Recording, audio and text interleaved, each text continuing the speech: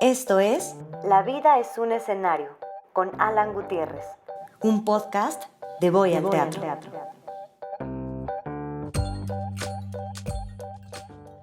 Muy buenos días, tardes o noches tengan todos ustedes. Mi nombre es Alan Gutiérrez y les doy la bienvenida a La vida es un escenario, el podcast de Voy al Teatro, en donde hablamos de distintas iniciativas a lo largo de nuestro país que están haciendo la diferencia, que están contribuyendo al quehacer escénico de sus localidades y por lo tanto a la escena nacional de nuestro bonito México.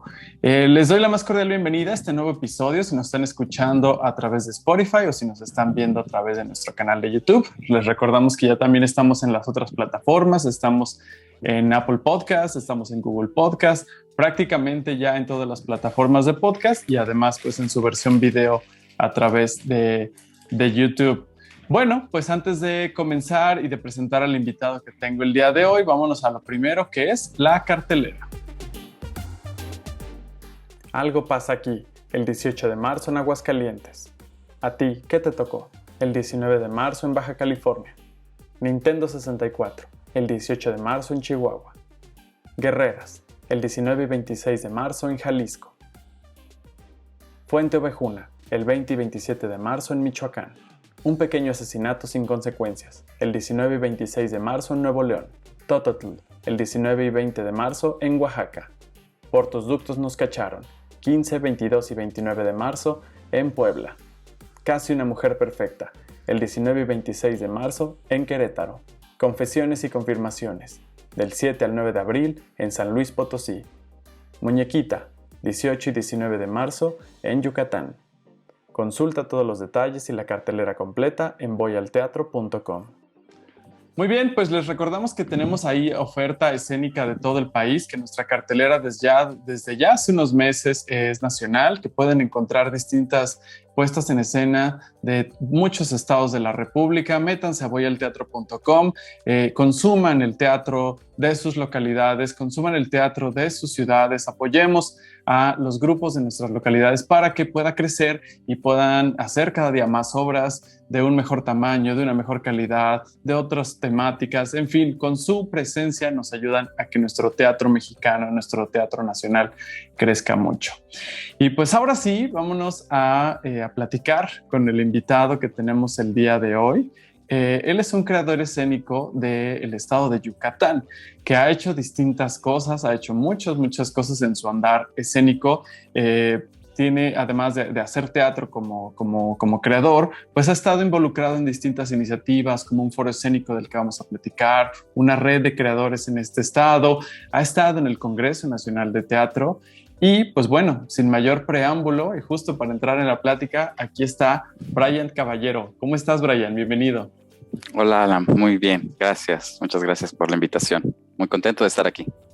Oye, pues muchas gracias también a ti por sumarte a este espacio y que nos puedas platicar un poquito del trabajo que tú haces y que eso nos abra también un poco una ventanita a lo que ocurre en el estado de Yucatán.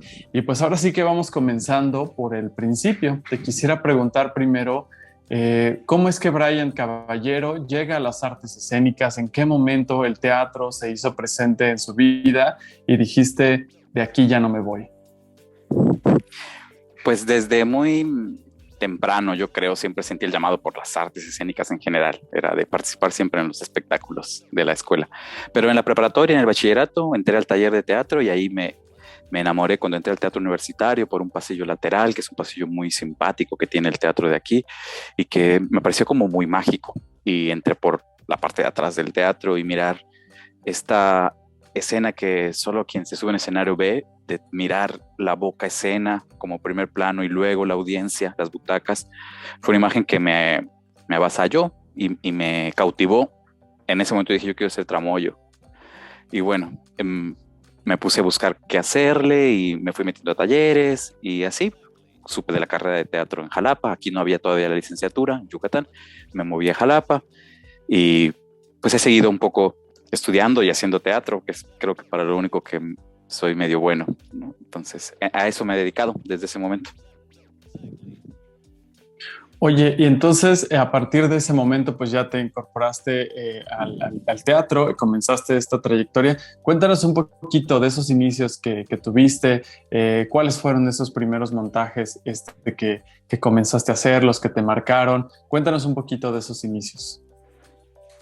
Pues yo tuve la fortuna de tener maestros que hasta el día de hoy respeto y admiro mucho, ¿no? Pude, de los primeros montajes en actuación con Martín Zapata, haciendo La Cantante Calva, ¿no? Con Fernando Iralda tuvimos un montaje de Numancia, con la que fuimos a Texas representando a la universidad y luego ganamos el concurso de teatro universitario, que fue también para nosotros pues fue todo un acontecimiento, ¿no? De ir a la capital y participar en este concurso y conocer a los colegas y ganar, además fue como la cereza del pastel, ¿no?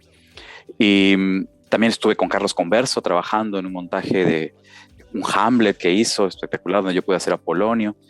Entro por la actuación, pero pronto me descubro muy interesado en la gestión, ¿no? Creo que fue algo que desde muy temprano en la carrera me llamó, como esta mirada más desde fuera y amplia del fenómeno escénico, que considera no solo el mundo poético, sino lo que está a su alrededor y que lo hace posible, que lo potencia o que a veces le restringe sus posibilidades. Y eso me pareció como muy atractivo. Y entonces de repente me metí a las asignaturas de esa línea. Me tocó el modelo flexible de la doctora Elka Fediuk, por lo que pude hacer el perfil diferenciado en gestión. Y de hecho me titulo con una tesis sobre las puestas en escena y su promoción, ¿no? de la Facultad de Teatro. Y ya pues desde ahí como que empiezo a entender el teatro como un fenómeno un poco más amplio que solo del acontecimiento poético, ¿no? Para ese momento era bastante novedoso, la verdad, el asunto de la gestión cultural y no estaba tan en boga, ¿no? Fue bastante especial el caso de nuestra licenciatura con este perfil diferenciado, ¿no? Y de ahí me fui a trabajar a Hidalgo, estuve un año ahí en esta licenciatura que está en el Instituto de Artes, hermoso, bellísimo edificio ahí en Real del Monte, mágico, ¿no? Y con un programa diseñado por maestros como Rubén Ortiz, ¿no? Que me permitieron entrar como a este universo, ¿no? Del teatro postdramático, contemporáneo, ¿no? De lenguajes más desbordados, ¿no? Y de ahí enlacé con un máster en Sevilla, me fui a hacer un máster en Artes del Espectáculo Vivo, y ahí conocí a los colegas con los que hasta hoy tenemos el proyecto del colectivo escénico El Sótano. Conocí a Berta Díaz, a Maico Silveira y a Alejo Medina, que además es mi pareja y que justo viajo a Sevilla, en realidad por mudarme más cerca de él, que él vivía en Córdoba, a propósito de este periplo, ¿no? Por la escuela de Sevilla. Y de ahí nos pusimos a buscar en dónde asentarnos. Alejo había vivido aquí en Yucatán mucho tiempo y bueno, yo era de aquí. Y salió oportunidad de trabajar en la Escuela Superior de Artes de aquí de Yucatán, que ya existía en ese momento, que yo empecé a buscar un espacio laboral y bueno, entro como profesor a la licenciatura en teatro y llegando aquí pues enseguida entras en contacto con pues antiguas amistades, ¿no? Que estaban un poco en la misma sintonía de querer encontrar un espacio donde poder realizar sus cosas, pues como cualquier teatrero, ¿no? Es como un sueño siempre muy natural de querer tener un lugar en donde poder hacer lo que te venga en gana de tu teatro, ¿no? Y pues eso nos pusimos a hacerlo, éramos 6 personas y de ahí nace Tapanco Centro Cultural, ¿no? Hace justo 10 años estamos celebrando el 10º aniversario de nuestro centro cultural. Y desde eso a la fecha, pues hemos llevado ambos proyectos, el Sótano como colectivo escénico y su sede, digamos, que es Tapanco, pero no solo sede del Sótano, sino espacio que alberga muchos otros proyectos, ¿no? Que creo que ahí es donde está su carisma más emblemático, ¿no? Para lo que ha sido el contexto de la ciudad. Si tú te encuentras o visitarás próximamente la ciudad de Guadalajara, te tenemos unas recomendaciones. Una terapeuta reconocida da una conferencia donde habla de los avances terapéuticos que ha tenido con una joven paciente diagnosticada con autismo y quien ha mejorado su condición gracias a una terapia poco ortodoxa. La máquina de abrazar se presentará los sábados y domingos del 2 al 10 de abril y durante todos los fines de semana de mayo a las 7 de la noche en el Teatro Vivian Blumenthal. El señor y la señora Smith, una excéntrica pareja de ingleses que mientras esperan la llegada de sus amigos, la señora y el señor Martin, se encontrarán con situaciones inesperadas que involucran a su propia criada y al capitán de bomberos. La cantante calva se presenta todos los martes de marzo a las 8 de la noche en el Teatro Experimental de Jalisco. El texto más emblemático de William Shakespeare, llevado a escena tal como fue concebido por el autor. Una experiencia en formato al aire libre que convierte al espectador y al propio espacio en protagonistas. La tragedia de Romeo y Julieta se presentará el 6, 11, 12, 13, 19, 20, 26 y 27 de marzo a las 6:30 de la tarde en el Museo del Instituto Cultural Cabañas. Ahorita que mencionas esto de, pues ahora sí que ese momento en el que ya deciden ya irse a Yucatán, ¿no? Y que ocurre todo esto que nos comentas, el tema de la agrupación junto y después el foro. Platícanos un poco, para la gente que nos vea de otros estados, ¿cómo es hacer teatro en Yucatán? ¿Cómo es el teatro en Yucatán? Y ¿cuál es la perspectiva que tú tienes del quehacer escénico local? Pues mira, creo que Yucatán vive un momento muy especial, ¿no? En todos los sentidos, no solo en el teatral. Creo que como estado, dada la realidad nacional, se ha visto privilegiado o ponderado frente a otras realidades nacionales, ¿no? Y eso pues ha traído miradas capitales, presencias, personas, ¿no? Que han enriquecido mucho a la ciudad y al estado. También la ha complejizado y ha problematizado ciertas cosas, ¿no? Pero yo creo que mucho de lo bueno ha sido la diversidad de artistas que radican ya aquí y que por lo tanto la oferta artística, no solo teatral, de todas las artes aquí en Yucatán es amplia, vigorosa, ¿no? Rica, ¿no? Diversa y que tiene también un motor muy especial que es la propia Escuela Superior de Artes de Yucatán. Que te digo, cuando yo estaba en posición de estudiar no existía, ¿no? Y que ahora ya tiene 10 años funcionando y egresando personas y ha profesionalizado mucho la escena yucateca, ¿no?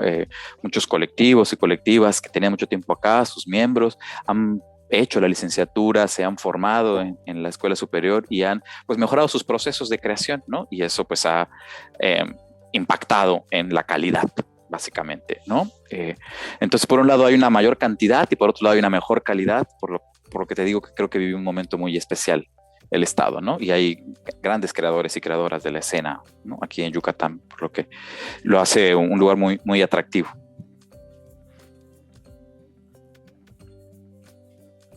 Oye, y justo ahorita que ya mencionas lo del el Centro Cultural, que por cierto, felicidades por estos 10 años. La verdad es que el que existan espacios independientes es algo que le hace muy bien a la escena local, a la escena nacional.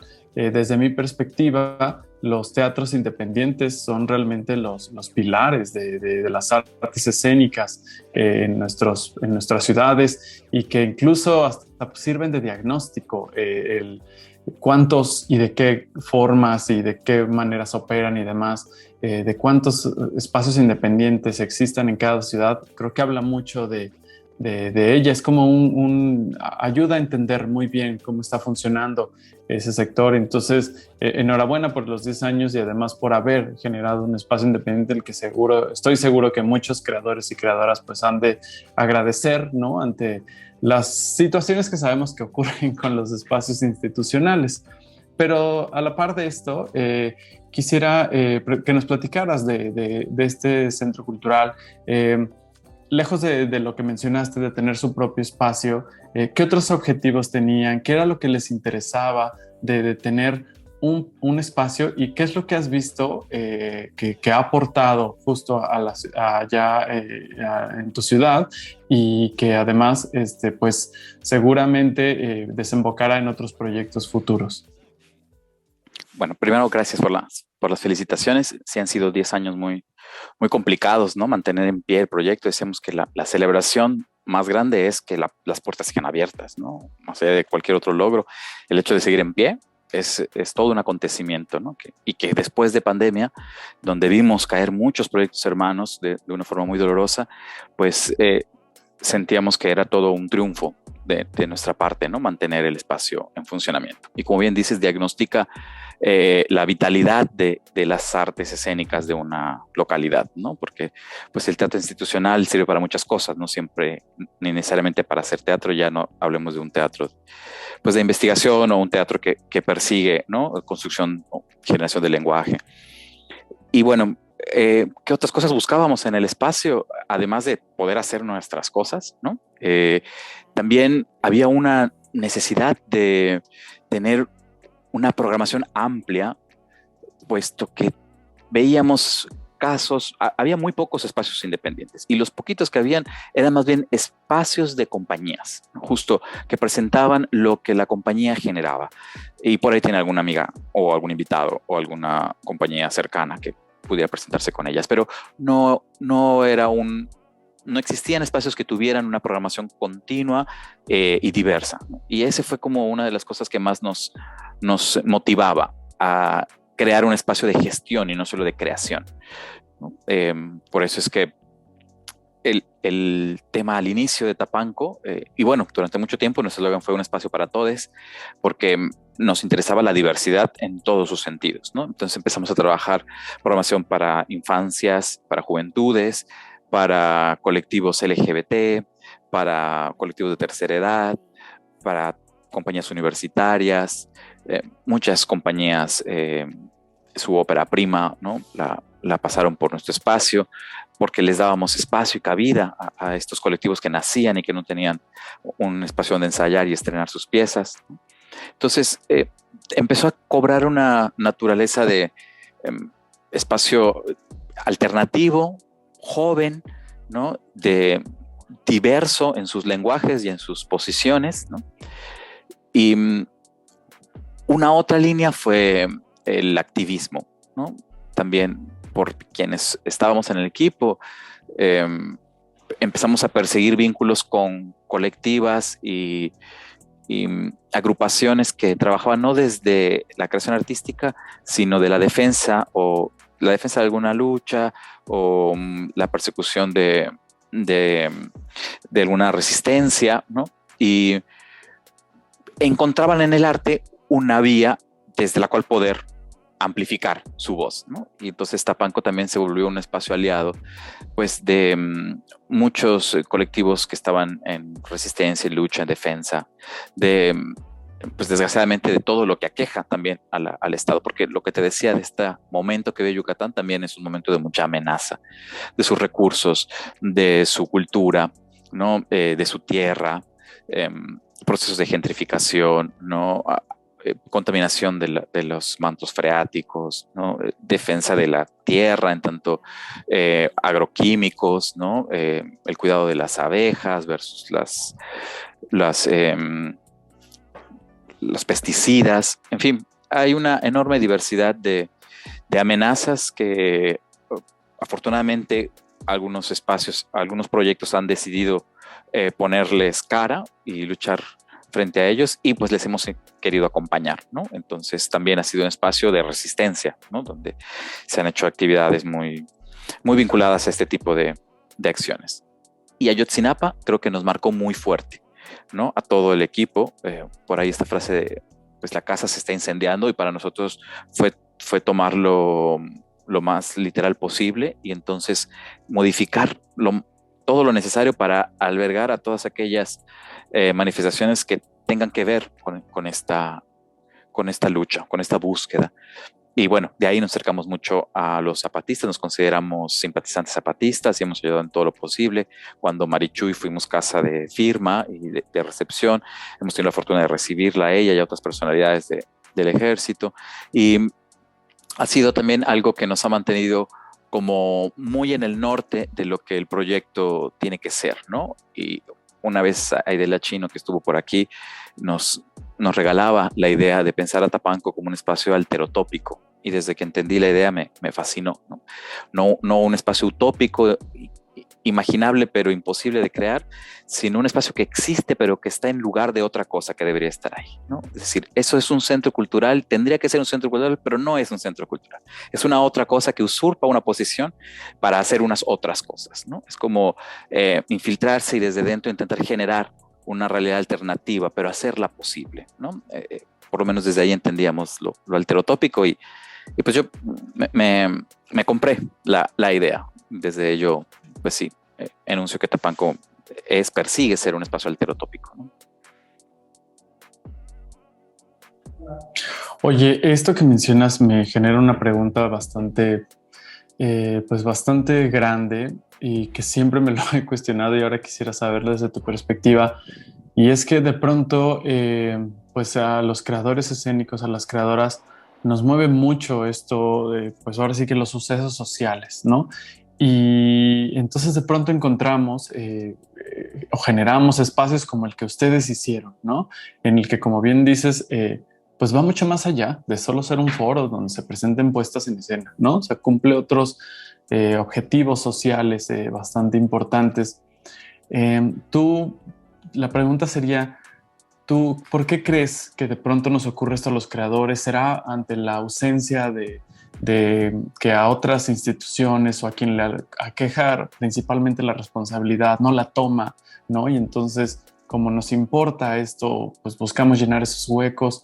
Y la sumaría con una pregunta compuesta: ¿cómo resistir eso en el paso del tiempo? Porque, vaya, solo hacer teatro por sí es muy complicado, ¿no? Y además ver por otras áreas o aristas de la vida, aunque estén entretejidas, pero pues hace más grande la canasta que hay que ir cargando, ¿no? Entonces, ¿cómo sobrevivir y cómo llevar eso en el paso del tiempo? Pues bueno, primero sí creo que es multifactorial, ¿no? Y creo que los factores más importantes, uno sería primero pues la propia condición artística, que es algo que nos tiene pues, sensibles, ahora sí que por sensibleros y sensibleras, ¿no? El artista de repente le impacta la realidad social más fuerte que a alguien que está más enajenado o alienado o automatizado, ¿no? En el mundo, ¿no?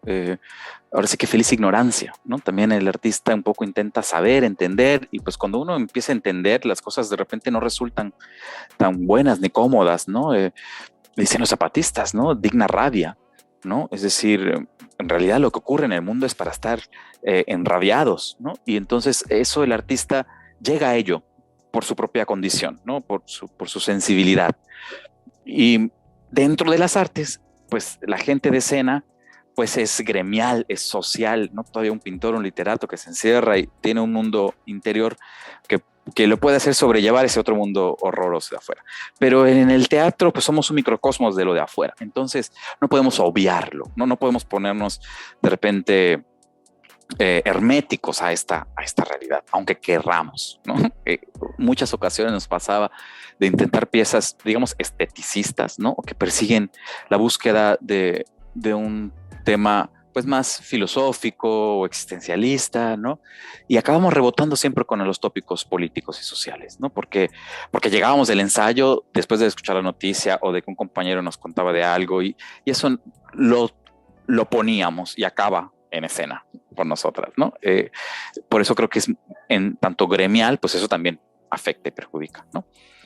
Y respecto a lo segundo que dices, Alan, también es bien difícil, ¿no? Porque pues más fácil de llevar tu propio morralito y ya, ¿no? Pero cuando te pones a cargar morrales ajenos o que te das cuenta que son tuyos, pero que nadie los carga también, que son colectivos y que esa es otra razón también, ¿no? Esto, ante la ausencia del Estado para solucionar muchas problemáticas, pues la sociedad civil entrona, le entramos, ¿no? Tal vez si tuviéramos un estado más vigoroso en ese sentido, no hubiera tanta necesidad, pero hay una urgencia. Entonces a veces tantito ganas y tantito que estás viendo que no hay quien lo haga, ¿no? Y en muchas ocasiones, sobre todo con compañeras que tienen muy presente la idea del autocuidado, ¿no? Hablaba de cómo cuidar al que cuida, porque el activista está siempre pensando en la defensa de alguna realidad social a costa en ocasiones de su propia realidad. Y entonces eso luego se vuelve pues síndromes de burnout por todos lados, ¿no? De gente que acaba tronadísima, que ya no quiere saber nada del asunto y es porque dio demasiado. Y pues ahí sí hay que saberse limitar, diría Ionesco en la lección. Yo creo que eso es una buena clave, ¿no? Saber tu límite y saber, pues sí, esta lucha no me la banco porque aunque es muy valiosa, es más valiosa mi estabilidad emocional, ¿no?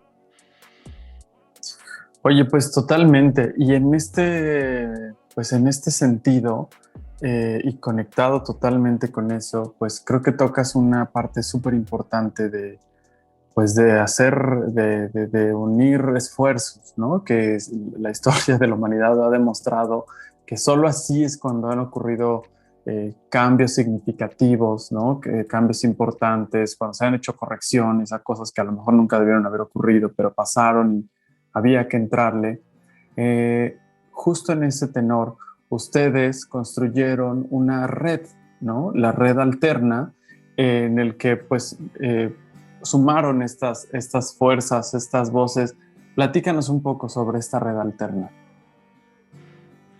Pues justo nace al poquito tiempo de que nace Tapanco y creo que es en este momento coyuntural, ¿no? Donde les estaba teniendo sus primeros egresados y donde varias personas se mudaban a la ciudad y abrían sus espacios, ¿no? Porque hoy en día podemos ya pensar que hay varios teatros que tienen perfiles similares al nuestro, ¿no? Y eso nos da mucha alegría ver esta multiplicación de posibilidades, ¿no? Que al final lo que genera es una sinergia. Y en esta idea pensábamos, pues juntémonos, si estamos en lo mismo, y hablemos en principio, ¿no? Aunque en realidad el motor que lo detonó fue un acontecimiento político muy nefasto, donde el gobierno intentó desaparecer los subsidios a los colectivos independientes para los usos de los teatros institucionales. En un momento donde no habían teatros, o estaban apenas naciendo los teatros en la ciudad, los independientes. Entonces, que les quitaran a los grupos el acceso a los teatros, pues fue muy grosero y muy molesto y fue como muy unánime, y ante el llamado de una compañera, Silvia Cater, ¿no? Nos reunimos fue en Tapanco donde tuvimos la primera reunión, y ahí fue como una efervescencia de gente y de enojo, ¿no? De hay que hacer algo, y eso digamos que lo tomamos, ¿no? Ese impulso, ese enojo, lo canalizamos a, bueno, si esto está ocurriendo es porque el gobierno puede hacer con nosotros lo que se le venga en gana, porque no tiene un interlocutor, no tiene con quién negociar el asunto, y entonces a título individual hay que asumir lo que el gobierno diga. Entonces, en ese momento intentamos generar un frente y hacer una agrupación con la que el gobierno tenga que negociar y tenga que establecer un acuerdo de esto de los teatros. Y ahí nace la agrupación de artistas escénicos, en un inicio así la nombramos. Y bueno, la verdad es que es bien difícil organizar, es muy frágil y es muy fácil la desorganización, y tuvo como una ola, ¿no? De muchísima participación, y luego mengua de grupos, no mengua de intereses, conforme se iban resolviendo cosas, conforme el gobierno iba desarticulando, que fue muy hábil para hacer eso también. Pero hubo un grupo sólido de compañías y grupos que nos quedamos trabajando, y que después de ese momento manteníamos la idea, la corazonada, de que ahí estaba alguna clave, de permanecer construyendo ese espacio. Y entonces de ahí nace la red alterna, que también entendiendo un poco la lógica de la red, que es algo que a mí me enamoró desde ese momento, y empecé a leer mucho sobre ello y me empecé a interesar.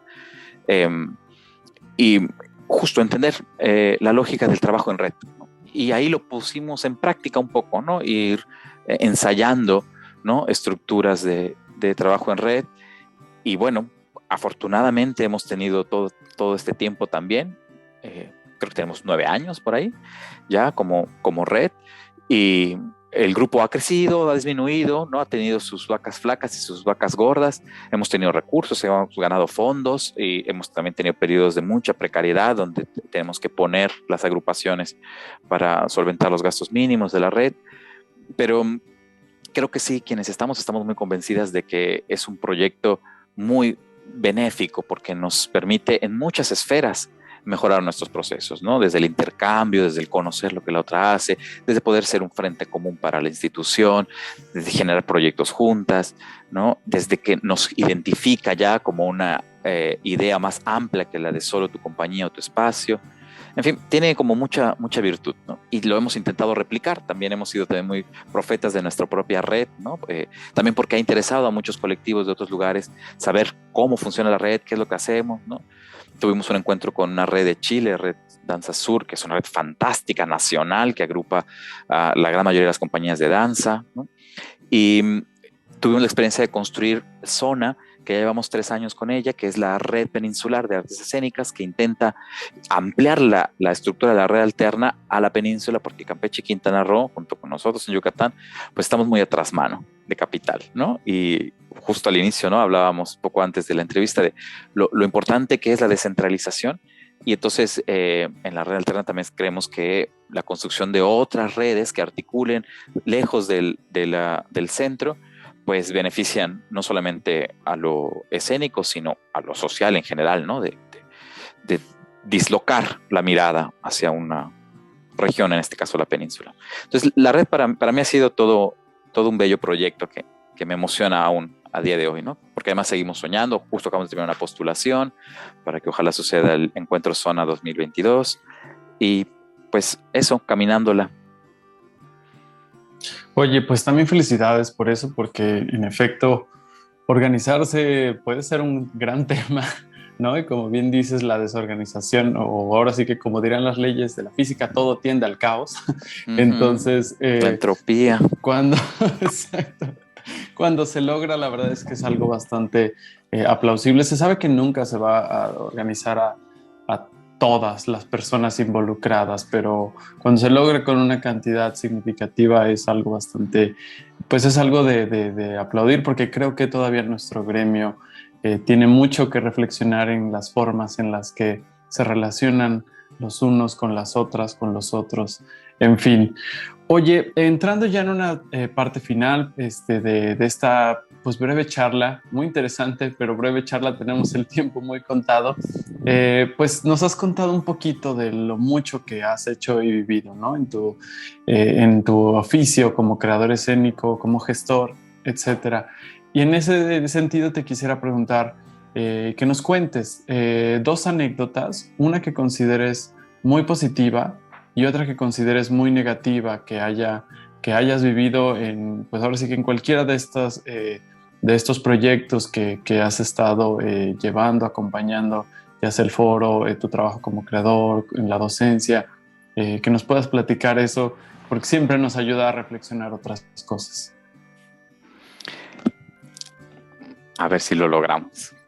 Yo de positiva pienso a nivel nacional, pienso en el Congreso Nacional de Teatro. Creo que son de las cosas que más me ha emocionado haber sido parte de su origen, ¿no? En esta nueva versión, desde el tercer congreso, que fue como una reinvención a partir de una pausa que hizo la comunidad, ¿no? De la muestra y del congreso mismo, de qué va a pasar y generar como un espacio que justo lo que persigue es la revisión de las políticas teatrales, ¿no? De los acontecimientos que no son propiamente lo estético, ¿no? Que siempre pues, nos prima, pues es nuestro asunto y lo que más nos emociona, pero que lo otro que está alrededor también necesitamos atenderlo. Y creo que el Congreso ha sido muy, muy fructífero en ese sentido, ¿no? Y como hace un momento decíamos, es tan complicado lograr ese tipo de esfuerzos que siga vivo, que siga planeando cosas, ¿no? Mirar hacia atrás y observar su memoria, ¿no? Y el impulso que trae y las posibilidades que tiene a futuro. Me parece que valió la pena todo el esfuerzo de ese primer empujón, ¿no? La construcción de las jornadas estatales, por ejemplo, fue una locura, ¿no? Hacerla entender a los estados, sobre todo, es decir, como que fue muy, muy fuerte el trabajo de ese proyecto y el resultado para mí fue alucinante. Creo que ha sido una de las experiencias más bonitas que he tenido, ¿no? Y que además me regaló colegas muy, muy entrañables que hasta el día de hoy conservo. Por ejemplo, a ti, ¿no?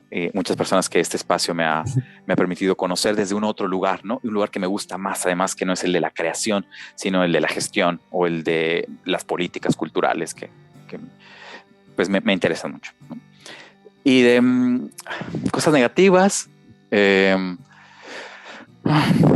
que me voy a meter en problemas, Alan. A ver, ¿qué digo? ¿Qué digo que no escandalice demasiado? Sí, la que tú consideres que es compartible. Que sea compartible. Pues mira, en una ocasión aquí en el estado hubo un problema con el presupuesto de la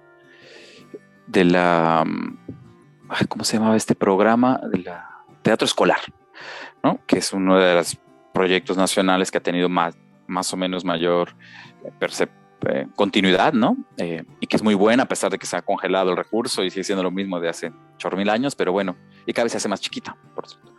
Pero como sea, con todo y todo, es un proyecto hermoso.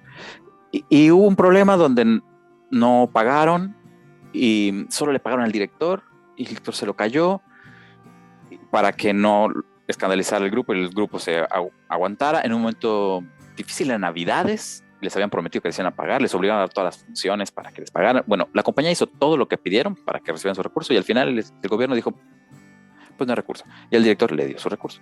Y entonces no hubo escándalo por parte del director, pero hubieron 2 actores que denunciaron. O sea, dijeron, oigan, qué pedo. Y la verdad es que pues yo soy bastante entrón en ese sentido cuando veo alguna injusticia de algún compañero o compañera y me sumo, ¿no? Se me parece que es necesario alzar la voz con ellas y ellos. Y afortunadamente lograron ellos con el impulso, desde luego no solo mío, sino de toda la comunidad que les apoyó a denunciar la situación, lograron que les pagaran no solo a ellos, sino a toda la compañía, ¿no? Y todos felices y contentos con su cobro de Navidad, de trato escolar.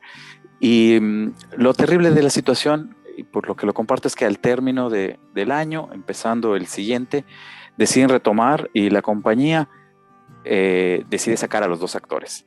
Director, compañeros de escena, institución, juntas se acuerdan que estos 2 compañeros no deberían de continuar. Y me pareció sumamente doloroso, ¿sabes? Como entender esto de al mensajero le cortan la cabeza, ¿no? El castigo social que una persona que defiende sufre es su eliminación. No sé, me cuestionó mucho, ¿no? Y no entendía cómo los compañeros de escena suyos permitieron eso, ¿no? Yo me ponía, tal vez yo no lo hubiera permitido, o tal vez sí, tendré que estar en la situación. No lo sé, ¿sabes? Fue un momento para mí muy triste, muy amargo, y que además lo he corroborado en lo futuro también, ¿no? De otros momentos donde me ha tocado eso, ser el que le cortan la cabeza. También ya uno va haciéndose caparazón y va doliéndole menos cuando ocurre y entiendes, claro, ¿no? Ya no te habla, ya está incómodo contigo o ya no tiene vínculo porque le recuerdas tal vez ese momento de su vida, ¿no? Donde esa denuncia pues lo puso en jaque, ¿no? Y pues sí, la comunidad a veces puede ser muy jodida, colega, ¿no? Eso fue la enseñanza de lo negativo de esta situación, ¿no? Hay momentos donde la comunidad es muy bella, ¿no? Y donde te hace entender que cuando quiere el gremio puede ser muy luminoso en muchos sentidos, pero también cuando quiere puede ser muy nefando, como en esa ocasión. Oye, te agradezco mucho que nos compartas estas 2, porque la positiva, bueno, creo que nos muestra estas cosas que son valiosas y que hay que seguir preservando, ¿no? Y las otras, las negativas, pues nos muestran esas áreas en donde hay que seguir trabajando, ¿no? Las cosas que hay que corregir, y me parece muy peculiar porque justamente en el episodio pasado de este podcast, esta es una pregunta que siempre le hago a o sea, todos metes en problemas al final. Es correcto. No, okay. Les hago esta pregunta y pues salen distintos temas, ¿no? Pero lo que me parece muy peculiar es que la compañera, que era una compañera de Michoacán, mencionó también una problemática con teatro escolar en su estado. Entonces me parece aquí que pues son indicadores que hay muchas cosas que revisar ahí, ¿no? Y que además cuántas más no nos enteramos, ¿no? Entonces creo que aquí pues cada quien tiene que tomar su responsabilidad, ¿no? Si su responsabilidad es denunciar, como lo hicieron los compañeros, o si su responsabilidad es desde la institución, pues hacer lo que compete, ¿no? Porque creo que esto es lo que nos enseñan, hablar de estas cosas negativas, y que también lo conecto con lo que dije hace un rato de estas cosas que todavía le falta reflexionar a nuestro gremio, en donde de pronto nuestra camaradería está en el lado equivocado. Me arriesgaría a decir, porque las instituciones pues nos lo demuestra la historia. Cambian, pero las y los colegas aquí seguimos, ¿no? Entonces, bueno, mucha cosa que reflexionar. Totalmente de acuerdo, sí. Brian, complejo. Te agradezco muchísimo esta pequeña charla, que hayas asistido a este podcast de Voy al Teatro, compartido tus vivencias, tus anécdotas, ¿no? ¿Dónde la gente puede seguirte a ti como creador y los proyectos en los que participas, de los que nos platicaste? Cuéntanos de esas redes sociales para que la gente vaya y la siga. Gracias. Bueno, pues primero agradecerte mucho la invitación. Me parece un proyecto genial desde que lo conocí, ¿no?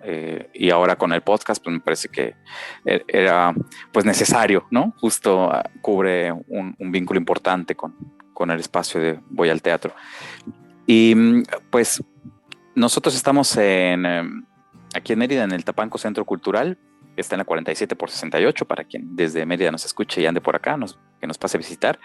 Y en las redes nos encuentra como Tapanco Centro Cultural en Facebook, Tapanco Teatro en Instagram, y también está la Red Alterna, que también la pueden seguir y ahí pueden conocer los otros proyectos, compañías y teatros que participan de la red, como Red Alterna para las artes escénicas en Facebook únicamente. Y nada, eso, invitarles a estar cerca no solo de Tapanco y de la Red Alterna, sino de las propuestas de artes escénicas independientes, ¿no? Que necesitan mucho de nuestro rebote, diálogo, participación para que prosperen. Pues muchas gracias también a ti, Brian, nuevamente. Y pues nada, las y los creadores de Yucatán y de todo México, pues que sepan que tienen en Voy al Teatro un aliado para poder empujar juntos nuestra escena nacional. Nosotros lo decimos constantemente. Hablar del teatro mexicano es hablar del teatro de cada localidad, ¿no? Entonces, eso es justo lo que estamos buscando trabajar para que el teatro de las artes escénicas en general de cada una de las localidades se desarrolle y que pueda tener un crecimiento y que se vuelvan focos importantes, ¿no? Y justo como ya lo dijimos a lo largo de este podcast, descentralizar muchas cosas que ocurren en el país y que la gente sepa que en Yucatán se hacen muy buenas artes escénicas, que creadores de otros lados se vinculen con ustedes y que las y los espectadores o turistas vayan y habiten sus salas. Muchas gracias de nuevo, Brian. A ti, Alan, y muchos años para el podcast y Voy al Teatro. Muchas gracias y pues a todas las personas que nos estuvieron escuchando, recuerden que nos pueden seguir en redes sociales como @voyalteatro.com. Tenemos nuestra página para creadores escénicos que es creadores.voyalteatro.com. Si quieren que hagamos equipo en alguno de sus proyectos, tenemos ahí varias herramientas para ustedes y seguir este podcast. Nos vemos en otros 15 días como sale este podcast quincenalmente y nos escuchamos o nos vemos a la próxima. Muchas gracias. Esto fue La vida es un escenario con Alan Gutiérrez, un podcast de Voy al Teatro. Síguenos en redes como @voyalteatro.com. Visítanos en www.voyalteatro.com y descarga nuestra app para Android y iOS.